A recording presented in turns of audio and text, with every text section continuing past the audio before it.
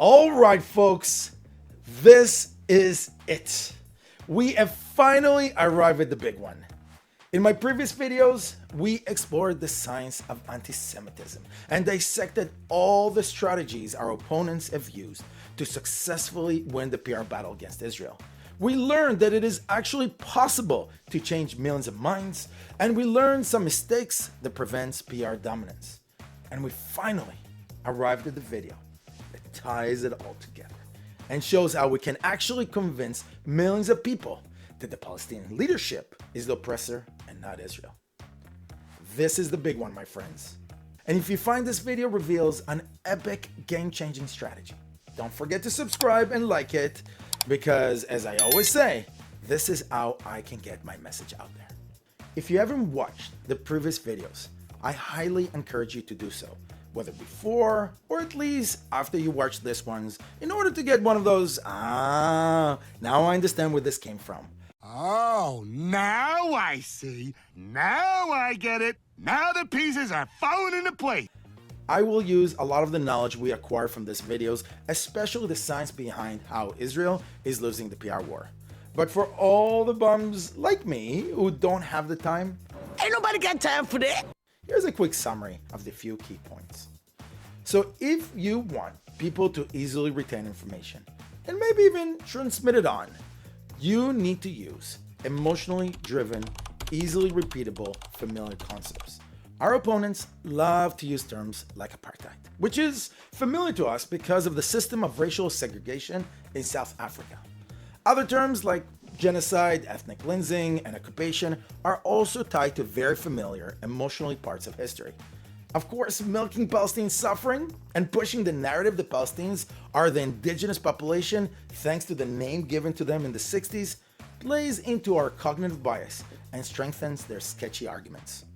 Notice that their messaging isn't filled with like big phrases or complicated explanations. It's all about simple words and quick ideas that create instant assumptions that can easily be repeated over and over again.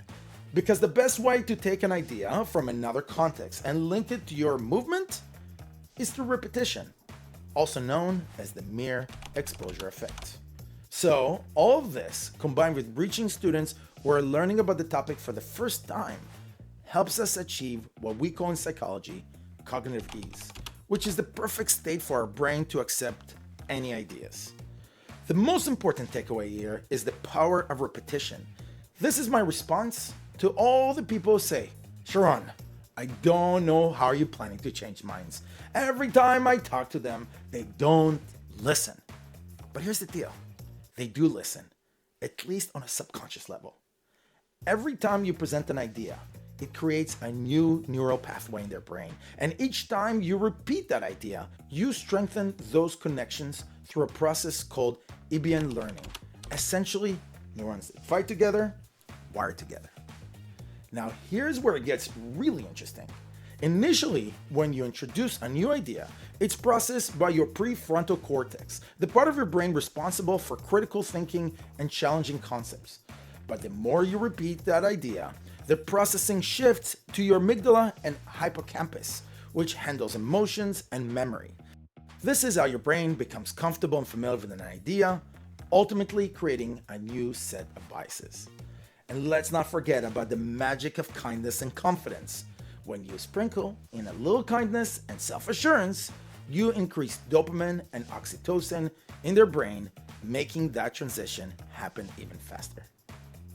If everything that I said so far sounds like blah, blah, blah, blah, repetition, blah, blah, confidence, blah, blah, blah, blah, blah, repetition, well, I've done my job, because that's the only takeaway I need you to get. The sad truth is that repetition and confidence far surpass reason and logic when it comes to people accepting new ideas or having their mind changed.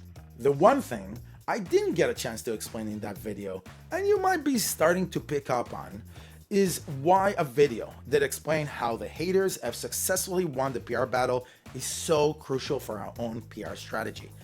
Yes, part of it is that we need to understand what we're dealing with and how to defend ourselves against those strategies. But even more important, and unfortunately a bit sad, is that the anti-Israel marketing machines model might actually be the perfect model for pro-Israel advocates to win back the PR war, and we might need to replicate it. I know, it's kind of weird that the best way to beat our opponents is by copying the model, but we need to do it. We need to create our own sticky, easy, familiar, emotionally driven, repeatable terms, and then I will help you whip up 2 to 3 elevator pitches, again, keeping it simple so every Zionist can easily repeat these ideas with a lot of confidence. Actually, it doesn't have to be every Zionist. If we could just get about 10% of our team to advocate with this model, we are in the PR dominance business. Now you might be wondering, isn't it winning all about staying one step ahead of our opponents? Doing the same thing doesn't sound like a winning strategy.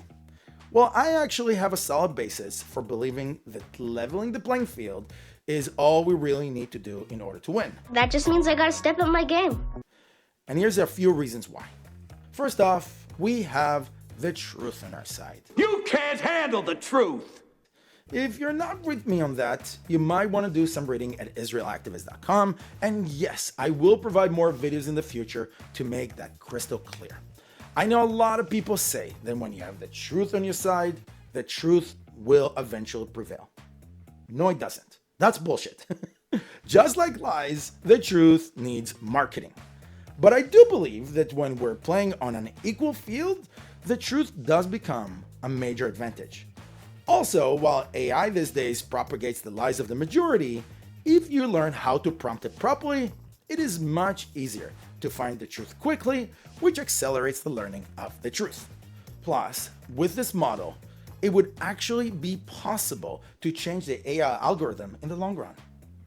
Second, we have great infrastructure, at least for now. We've got Jewish schools with around 300,000 students just in North America. We have about 800,000 registered Jewish students in universities, which any of them can access resources through Hillel, Chabad, Meor, or other fantastic Jewish institutions.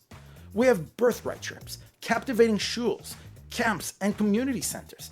We've got all the right resources to spread our message. Now, the last reason I think that playing on an equal field pretty much guarantees PR domination is that our community is naturally very good at spreading messages, just like I explained in the past videos. So what does achieving a successful PR campaign mean?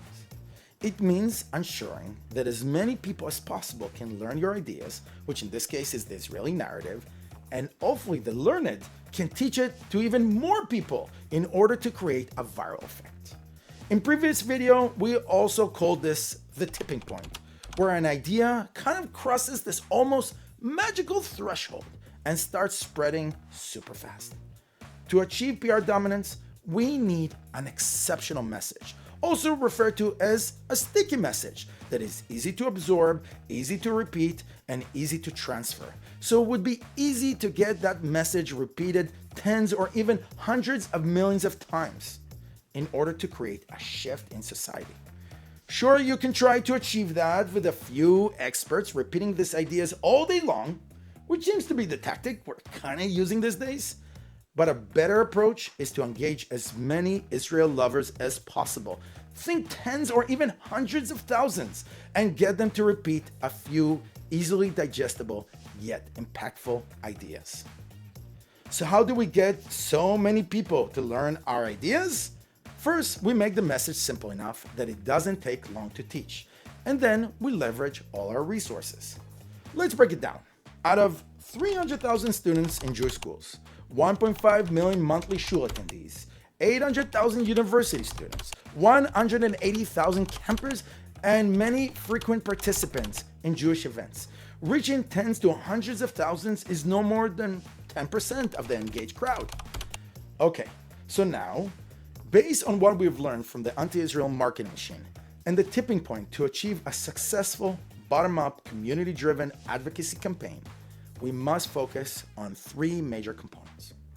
First, we build an amazing sticky message, easy, familiar, emotionally driven ideas that are simple to repeat and awfully easy to understand so listeners can easily become advocates. You see, I keep on repeating that idea, emotionally driven, easy, familiar, repeatable concept, so you can't walk away from this video without remembering it.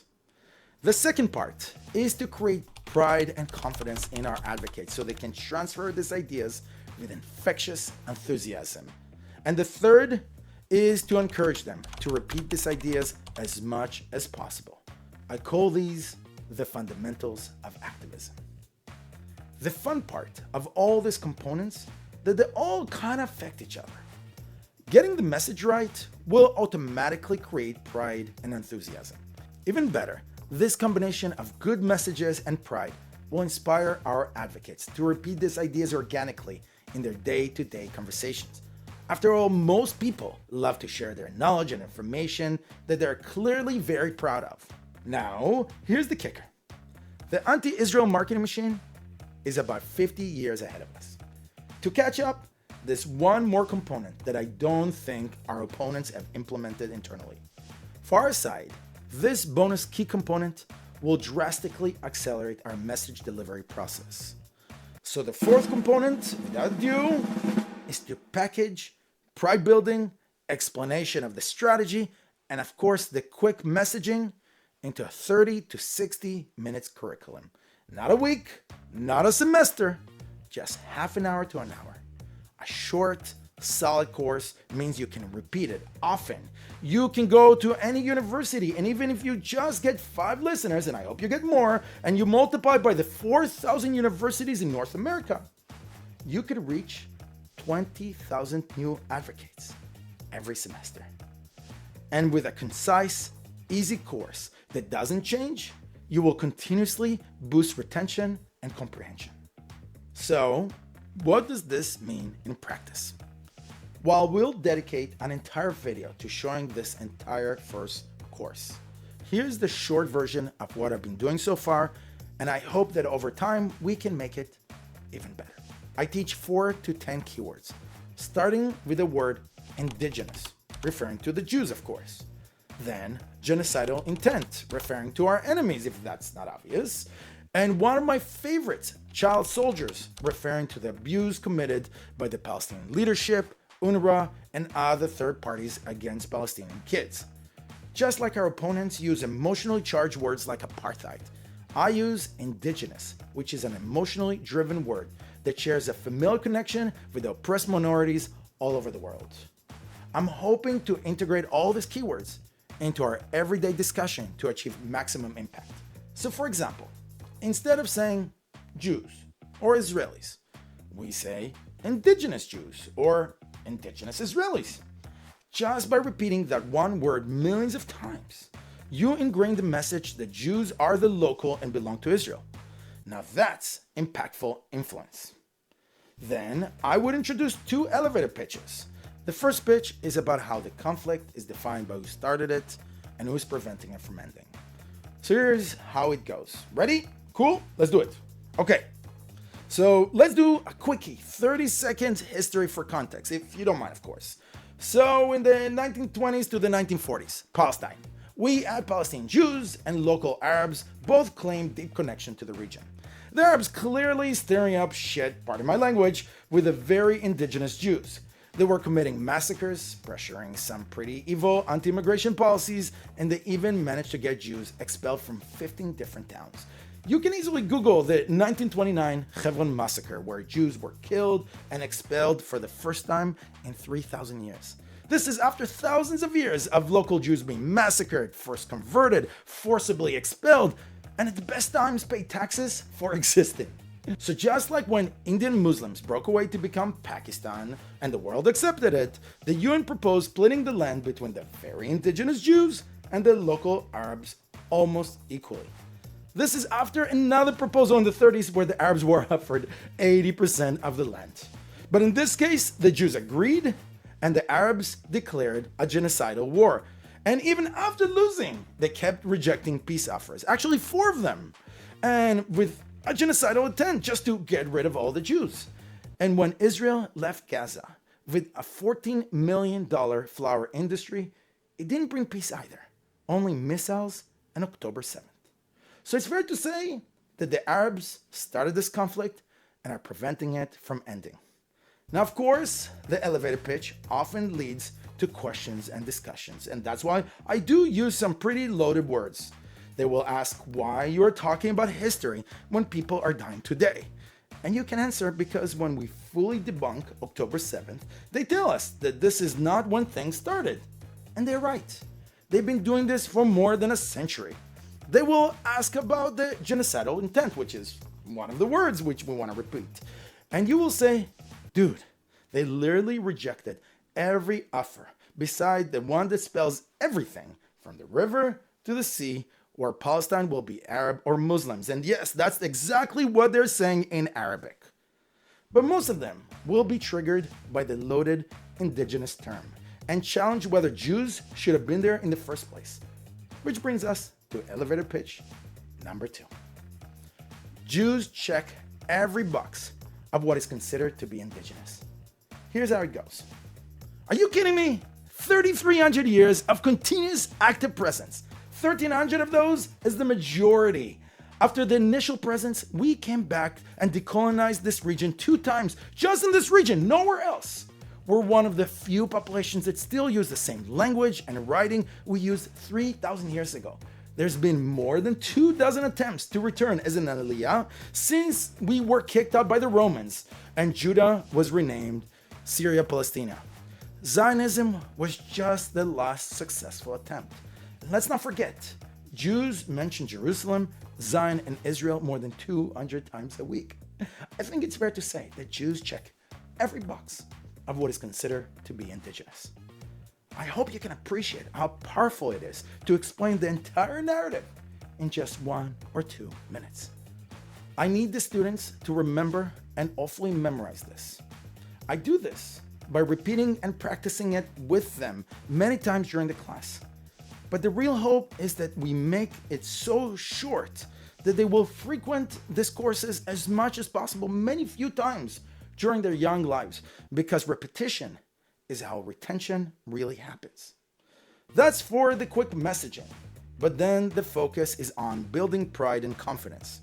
I do this by providing a quick, practical historical summary that also gives a clear background to those key concepts and elevator pitches. Now, my approach to telling Jewish history is not traditional. I focus on some of the more practical aspects, which unfortunately aren't taught well in schools.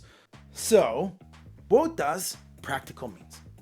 It means less talking about our audacious forefathers, Abraham and Moses, and more about how Israel was divided into 2 kingdoms, Judea and Samaria. This helps people understand why they're called Jews, as in the descendants of the Judean people who lived in Judah. Practical also means talking less about Hanukkah as the 8 days of Miracle of Lights, and more about how we're really celebrating the ass-kicking Hashemonayims beating the crap out of the Greeks and becoming an autonomous country for the second time for almost 200 years. Making sure that any self-hating Jew knows that when they light that candle, they're actually celebrating the first Zionist holiday. Yay! Practical also means explaining the Bar Kokhba revolt as one of 7 revolts in the span of 600 years. We should call him Bar Kokhba the Beast, because he kept the mighty Romans at bay for nearly 5 years. And yes, it did piss them off so much that they tried to erase the Jews by renaming Judah, Syria, Palestina, after an ancient Greek descendant extinct enemy of the Israelites. Keyword is Greek, not Arab, and definitely extinct. You know Goliath, the guy who fought David? That guy, not Arab, and definitely extinct. In other words, Syria, Palestina, Philistine, or Palestine were simply other names for Israel and Judah. So most of the time, when they called someone a Philistine or Palestinian, they were referring to Jews. Then practical is talking about the Geonims between the 9th and 11th century, who were making decisions for Jews all over the world from Palestine. And don't forget the Shulchan Aruch, the Jewish rule book, which was written in Sfat in the 16th century, clearly indicating that Jews never left and have always been an active indigenous community in the region. Also, Jews have attempted to make organized Aliyah more than 24 times after attempting the 7 revolts. Unfortunately, the local colonizers massacred us, expelled us, forcibly converted us, and even at the best of times, taxed us for simply existing. That was the Muslim policy for what they called dhimmis. The reality is that many of the Palestinians today are assumed to be descendants of Jews and Samaritans who were forcibly converted. The point is, we didn't just wake up one day and say, hey, let's be Zionist. Zionism was simply our last attempt, which we finally succeeded in taking back and decolonizing our region. Also, there was plenty of space and really no need for battle. In the early 20th century, the policies of massacres and forced expulsions continued. We didn't just wake up and say, let's separate the country. Jewish Palestinians survived multiple massacres and were expelled from more than 15 towns. Just like the Indian Muslims who wanted to become Pakistan, Palestinian Jews earned a small piece of land to be called Israel, which was initially barely populated. This is the quick summary of my practical history. The full version can easily be covered in 15 to 20 minutes, which I will do in future videos. But understanding the real story, summarizing everything we learned in Jewish schools but in practical terms, helps listeners appreciate and take pride in our roots and clarify how we are truly the indigenous people. Once I'm done with all of that, I will add another 10 minutes explaining the science and power of repetition, the primacy effect, and how it's generally possible to change the minds of 1 million people. It would pretty much be a few quick anecdotes from my previous video, giving knowledge about the marketing that hopefully will open the student eyes on how the world has been manipulated to hate Israel. It will also offer the big response to why Israel is getting more attention than all the other world atrocities combined that far surpass anything that Israel is accused of. And no one likes to be taken advantage of. Creating this short curriculum and ensuring that every university has at least one person who can teach it, probably from Hillel, or a few rotating teachers who would hop from campus to campus, is how we are going to quickly ramp up 10 or even hundreds of thousands of advocates who can spread the fundamentals. Combine that with the 300,000 students in Jewish schools and 1.5 million monthly synagogue attendees, and we could potentially reach 1 million. That's more than enough people to share a message hundreds of millions of times until we achieve PR dominance. Getting this army of advocates to learn how to spew an exceptional crafted message is 90% of the work. We should then focus on recruiting as many connectors, mavens, investors, marketers, influencers, decision makers, and most importantly, teachers as possible. But I also know that with the right scale, this could all happen naturally. It's no different from how we successfully created a Holocaust education campaign after decades of people not knowing much about it. If you're not sure what I'm talking about, please check my video, Is It Possible to Change Millions of Minds About Israel? And the leaders of our community shouldn't be the advocates themselves. Their job is to support the advocates and work on new ways to transmit and improve the message from bottom up. This means focusing on empowering volunteers. Once we get our bottom-up social movement rolling, we can start pushing bigger initiatives, like creating an unapologetic yet empathetic documentary for major networks. We can fund teachers in universities just like our opponents are doing. We can help moderate Arabs and Muslims build Israel-friendly communities. Most importantly, we need to engage the silent majority to help us. We can hopefully encourage progressives to realize that supporting organizations that hijack and diminish other progressive causes isn't good for them, isn't good for the Palestinians, or for the world. Any of these efforts could become the tipping point that spread our message like wildfire. As I explained in the same video, we are rarely in complete control of the tipping point, yet we're always in control of the building blocks that lead to it. So it all starts with the right message and a solid curriculum to teach that message quickly. Oh, by the way, you're probably asking, what if our advocates get challenged with a question they didn't learn in this fundamental course? Well, we do need to have an amazing online resource that hopefully make it super easy to find great answers, just like IsraelActivist.com. By letting our new advocates fetch information by themselves when they're being challenged, it would drastically increase retention because they are invested. All we need to do is to make sure that we make it easy as possible for them, hopefully a resource that gives them instant answers in real time when they're being challenged. Did I mention IsraelActivist.com?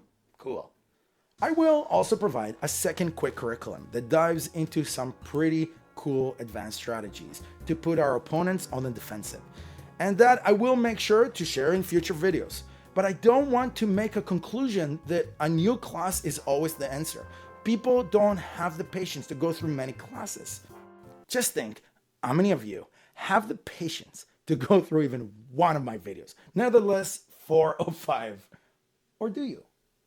In reality, we should never go over 2 to 3 different courses unless we are in an organized institution like a Jewish school or some kind of related university program. Even then, we must keep repeating and emphasizing the fundamentals.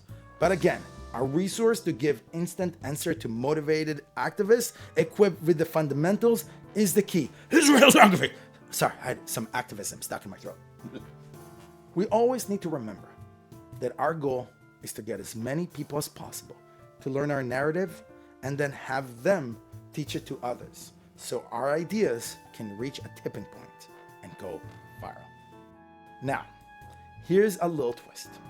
The biggest challenge right now isn't implementing the strategy and gaining PR dominance.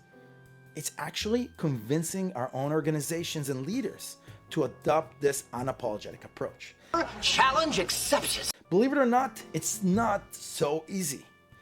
I really hope that some of you listeners are the movers and shakers who will help me implement this worldwide so we can finally reduce anti-Semitism, empower the diaspora, take back our narrative, and potentially achieve peace in the Middle East. This is our time. I'm Sharon Koifman, the Progressive Zionist. Thank you for taking the time to listen to this video and all my other videos. Don't forget to click like and subscribe, and I hope to hear more from you in the future. See you on the next video.